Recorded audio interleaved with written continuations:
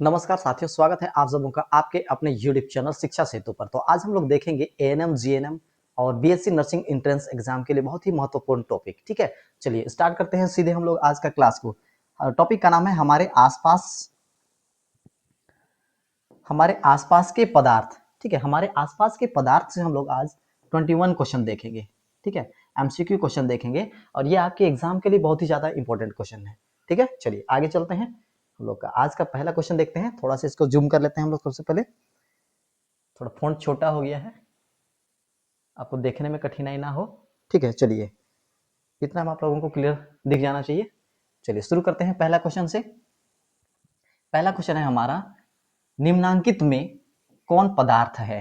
ठीक है, चार ऑप्शन दिया हुआ है, इस चारों ऑप्शन में से कौन पदार्थ है उसको आपको क्या करना है, छांटना है। पहला ऑप्शन में है गंध, सेकंड में है ठंडा, थर्ड में है प्रेम और अंतिम में है फोर्थ नंबर पे ठंडा पेय।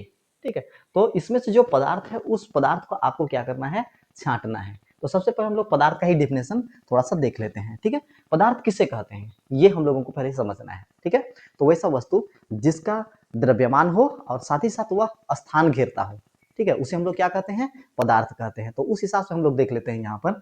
ठीक है, तो हमारे पास में गंध जो है ये पदार्थ नहीं है, ठंडा ये भी पदार्थ नहीं है, प्रेम ये भी पदार्थ नहीं है, ठंडा पेय ये हमारा क्या है, पदार्थ है। ठीक है, तो इसका करेक्ट आंसर हो जाएगा ऑप्शन नंबर डी, ठंडा पेय ये हमारे लिए पदार्थ है।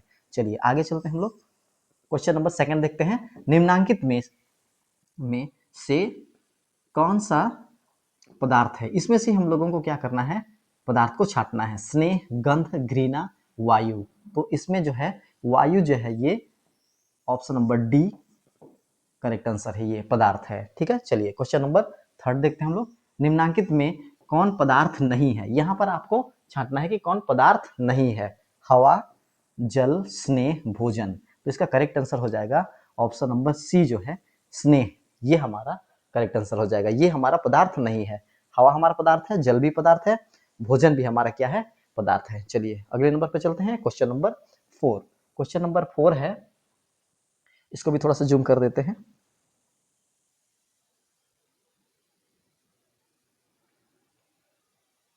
चलिए क्वेश्चन नंबर फोर देखते हैं। निम्नांकित में द्रव में कौन निश्चित है, द्रव में क्या चीज निश्चित है, इस चीज को आप लोगों को बताना है। ठीक है, पहला ऑप्शन पे है आकार, वेग, घनत्व, आयतन। ठीक है, तो इसका करेक्ट आंसर हो जाएगा हमारा ऑप्शन नंबर डी जो है आयतन, ये हमारा करेक्ट आंसर होगा। ठीक है, द्रव में आयतन जो है ये निश्चित होता है। ठीक है, चलिए आगे चलते हैं। क्वेश्चन नंबर फाइव, यहाँ पे थोड़ा सा स्पेलिंग मिस्टेक हो गया है, निम्नांकित, निम्नांकित गलत लिखा गया है। ठीक है, निम्नांकित में द्रव में कौन अनिश्चित है, द्रव में कौन अनिश्चित है, अनिश्चित है। ऑप्शन पे हमारे घनत्व, आकार, आयतन, द्रव्यमान। ठीक है, तो द्रव में कौन अनिश्चित है, तो आकार अनिश्चित है।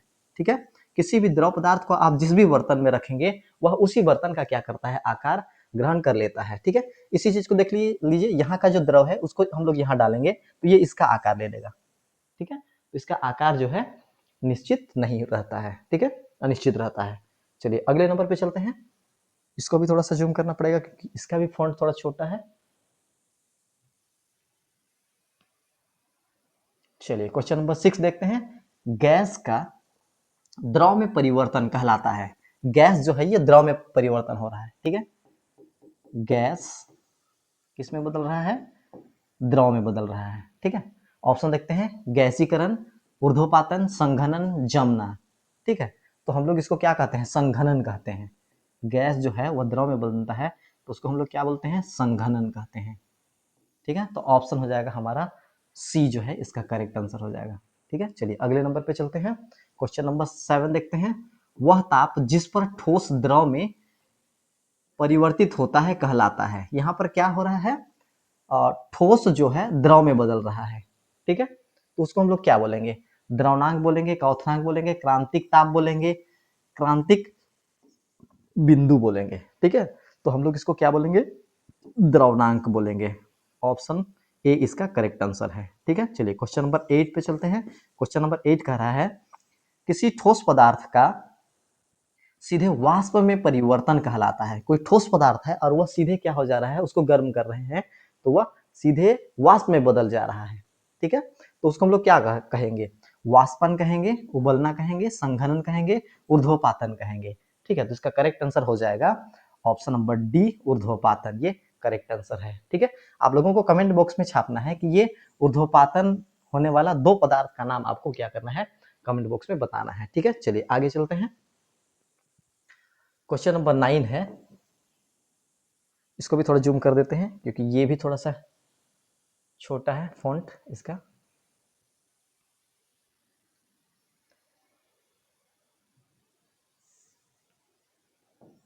क्वेश्चन नंबर 9, प्रकृति में कौन सा पदार्थ ठोस, द्रव और गैस तीनों अवस्था में पाया जाता है। ठीक है, प्रकृति में जो है कौन सा पदार्थ जो है वह ठोस, द्रव और गैस तीनों अवस्था में पाया जाता है। ऑप्शन है ऑक्सीजन, नाइट्रोजन, हाइड्रोजन और जल। तो इसका करेक्ट आंसर हो जाएगा जल। ये जल जो है प्रकृति में तीनों फॉर्म में पाया जाता है। ठीक है, ठोस में भी पाया जाता है, द्रव में भी पाया जाता है और गैस में भी पाया जाता है। चलिए अगले नंबर पर चलते हैं। क्वेश्चन नंबर 10, 10 डिग्री सेल्सियस तापक्रम बराबर है, और ऑप्शन में दिया हुआ है केल्विन में दिया हुआ है। ठीक है, तो हमको कन्वर्ट किस में करना है, सेल्सियस टू केल्विन में करना है। ठीक है, तो सेल्सियस टू केल्विन में करने के लिए प्लस करते हैं 273 डिग्री। ठीक है, 273 डिग्री क्या करना है, जोड़ना है। ठीक है, तो हमारे पास कितना डिग्री है, 10 डिग्री सी सेल्सियस है, तो उसको हम लोग बदलेंगे केल्विन में, तो इसमें प्लस कर देंगे 273 डिग्री। ठीक है, तो कितना आ जाएगा हमारे पास में 283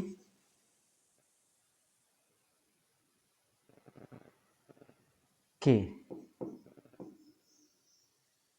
है ऑप्शन पे। जी बिल्कुल है, ऑप्शन नंबर बी इसका करेक्ट आंसर है। ठीक है, आप लोग समझ गए होंगे, और इसी को हम लोग कन्वर्ट करेंगे, यहीं पे लिखता हूं बगल में। ठीक है, इसी को हम लोग कन्वर्ट करेंगे केल्विन टू सेल्सियस में, केल्विन टू सेल्सियस में, तो माइनस करेंगे 273 डिग्री। ठीक है, माइनस करेंगे 273 डिग्री। इसी को देख लेते हैं, 283 के को हम लोग बदलते हैं सेल्सियस में। ठीक है, तो माइनस कर देते हैं इसको हम लोग, माइनस 273, 3 में 3 घटा दिए 0 बचा, 8 में से 7 घटा दिए 1 बचा, 2 से 2 कैंसिल। ठीक है, हमारे पास कितना बच रहा है 10 डिग्री सी। ठीक है, चलिए क्वेश्चन नंबर 11 पे चलते हैं। 100 डिग्री ताप का केल्विन में मान होता है। ठीक है, तो इसको भी हम लोगों को सेल्सियस टू केल्विन में ही कन्वर्ट करना है, तो 100 में हम लोग को 273 क्या करना है, जोड़ना है, तो 373 हो जाएगा। ठीक, ऑप्शन नंबर बी इसका जो है करेक्ट आंसर है। ठीक है, चलिए अगले नंबर पे चलते हैं। अगला नंबर है हमारा क्वेश्चन नंबर 12, किस अवस्था में अणुओं की ऊर्जा अधिकतम होती है। ठीक है, चलिए बताइए कि किस अवस्था में जो है अणुओं की ऊर्जा जो है वह अधिक होती है, ठोस में होती है, द्रव में होती है, गैस में होती है, इनमें से कोई नहीं। ठीक है, तो इसका करेक्ट आंसर हो जाएगा हमारा गैस में होती है। ठीक है, गैस में जो है वह अणुओं में ऊर्जा जो है वह अधिक रहती है। ठीक, चलिए क्वेश्चन नंबर 13 देख लेते हैं, किस अवस्था में अणुओं की ऊर्जा सबसे कम होती है, ठोस, द्रव, गैस, इनमें कोई नहीं। तो इसका करेक्ट आंसर हो जाएगा ठोस में जो है वह अणुओं की ऊर्जा कम होती है। ठीक है, चलिए आगे चलते हैं क्वेश्चन नंबर 14 पे। क्वेश्चन नंबर 14 है, वह प्रक्रिया जिसमें इत्र की गंध वायु में चारों ओर फैल जाती है कहलाता है। ठीक है, ऑप्शन ए वाष्पन, प्रसरण, संघनन, द्रवण। ठीक है, तो इसका करेक्ट आंसर हो जाएगा हमारा प्रसरण। ऑप्शन नंबर बी जो है इसका करेक्ट आंसर हो जाएगा। चलिए क्वेश्चन नंबर 15 पे चलते हैं, गैस के कणों के बीच आकर्षण बल होता है, गैस के कणों के बीच आकर्षण बल होता है। ठीक है, ऑप्शन है अधिक होती है, कम होती है, अत्यधिक होती है, इनमें कोई नहीं। ठीक है, चलिए इसको हम लोग थोड़ा सा समझने का कोशिश करते हैं। ठीक है, ये ठोस के लिए है, ये द्रव के लिए है, और ये गैस के लिए है। ठीक है, तो ठोस में जो है, तो ठोस के कण एक दूसरे के बहुत नजदीक, निकट निकट होते हैं, और इनके जो कण जो हैं ये बहुत ही मजबूती के साथ अंतर आयनिक आकर्षण बल के साथ में ये जुड़े होते हैं। ठीक है, इसलिए ये कठोर और ठोस होता है। ठीक है, ये क्या है, ठोस है। और द्रव जो है इसमें थोड़ा सा दूर दूर होते हैं, ठीक है। इसके कण जो हैं ये थोड़े क्या हैं, दूर दूर हैं, ठीक है। ये द्रव है, ठीक है। और गैस को देख लेते हैं, तो गैस का यहाँ जो है बहुत दूर दूर होता है, ठीक है। तो आकर्षण बल किसमें कम है, गैस में कम होना चाहिए, ठीक है। तो आंसर क्या हो जाएगा, गैस। गैस के कणों के बीच आकर्षण बल क्या होता है, कम होता है। ऑप्शन नंबर बी जो है इसका करेक्ट आंसर हो जाएगा, ठीक है। चलिए आगे चलते हैं, क्वेश्चन नंबर 16 पे चलते हैं। गैसों में संपीड्यता होती है, तो गैसों में संपीड्यता जो है वह अधिक होती है, कम होती है, अधिक और कम के बीच होती है, इनमें कोई नहीं, ठीक है। चलिए यहाँ पे समझते हैं हम लोग। अभी हमने देखा कि ठोस में जो है उसके कण जो हैं एक दूसरे के बहुत नजदीक होते हैं और वे प्रबल अंतर आयनिक आकर्षण बल के साथ में जुड़े होते हैं, इसलिए उनको संपीड़ित नहीं किया जा सकता है ना। लेकिन हम लोग गैस में देखें, तो गैस में जो उनके कण हैं वे बहुत दूर दूर होते हैं, इसलिए उसको हम लोग क्या कर सकते हैं, संपीड़ित कर सकते हैं, ठीक है। तो इसका आंसर हो जाएगा गैसों के संपीड्यता होती है, क्या होती है, गैसों में संपीड्यता क्या होती है, अधिक होती है, ठीक है। इसका ऑप्शन ए जो है करेक्ट आंसर है, ठीक है। चलिए क्वेश्चन नंबर 17 पे चलते हैं। क्वेश्चन नंबर 17 हमारा कह रहा है कि गर्म करने पर गैस का आयतन, गर्म करने पर गैस का आयतन जो है ये क्या होता है, बढ़ता है, घटता है, अपरिवर्तित रहता है, इनमें से कोई नहीं, ठीक है। तो इसका जो है अगर गैस को हम लोग गर्म करेंगे, ठीक है, गैस को हम लोग गर्म करेंगे तो उसका आयतन जो है वह क्या होता है, बढ़ता है, ठीक है, बढ़ने लगता है। तो इसका आंसर हो जाएगा ऑप्शन नंबर फर्स्ट ए, इसका करेक्ट आंसर हो जाएगा, बढ़ता है। चलिए अगले नंबर पे चलते हैं, क्वेश्चन नंबर 18 पे चलते हैं। क्वेश्चन नंबर 18 है हमारा, वाष्पन की प्रक्रिया से उत्पन्न होती है, वाष्पन की प्रक्रिया से उत्पन्न होती है। इसको भी लगता है थोड़ा सा जूम करना होगा क्योंकि ये भी थोड़ा सा छोटा हो गया है, इसका फॉन्ट साइज जो है वह थोड़ा छोटा हो गया। चलिए अब दिख रहा होगा आप लोगों को। वाष्पन की प्रक्रिया से उत्पन्न होती है, क्या होती है, गर्मी होती है, ठंडक होती है, ताप में वृद्धि होती है, इनमें से कोई नहीं, ठीक है। तो चलिए बताइए, आंसर कीजिए कि क्या होता है, ठीक है। आप लोग देखे होंगे कि आप गर्मी के दिन में यदि सूती कपड़ा पहनते हैं और आपके शरीर में पसीना आने लगता है और पसीना जैसे जैसे सूखता है तब क्या होता है, आपका शरीर को थोड़ा ठंडक महसूस होने लगता है, ठीक है। इसका दूसरा एग्जाम्पल है, आप नेल पेंट लगाते होंगे जरूर, ठीक है। तो नेल पेंट जब सूखता है उस समय हमारा नेल में थोड़ा थोड़ा ठंडा महसूस होता है, ठीक है। तो ये हमारा वाष्पन, वाष्पन का ही ये एग्जाम्पल है, ठीक है। तो इसके लिए हमारा कौन सा ऑप्शन सही हो जाएगा, ऑप्शन नंबर बी है, जो ठंडक जो होती है ये इसका करेक्ट आंसर हो जाएगा, ठीक है। तो वाष्पन की प्रक्रिया से उत्पन्न क्या होती है, उत्पन्न होती है ठंडक होती है, ठीक है। चलिए क्वेश्चन नंबर 19 पे चलते हैं।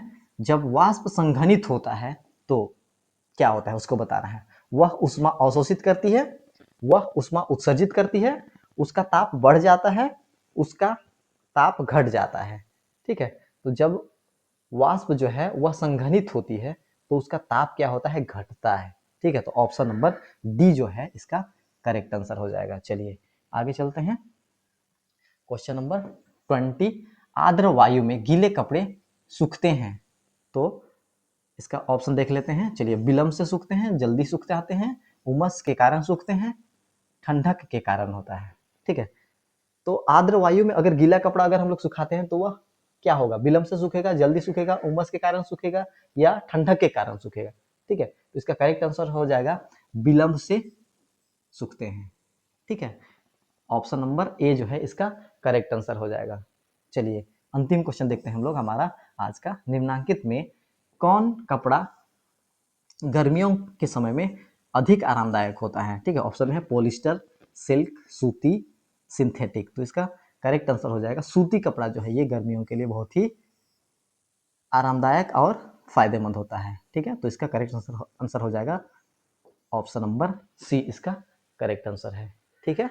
तो आज के लिए बस इतना ही, मिलते हैं अगले वीडियो में, थैंक यू।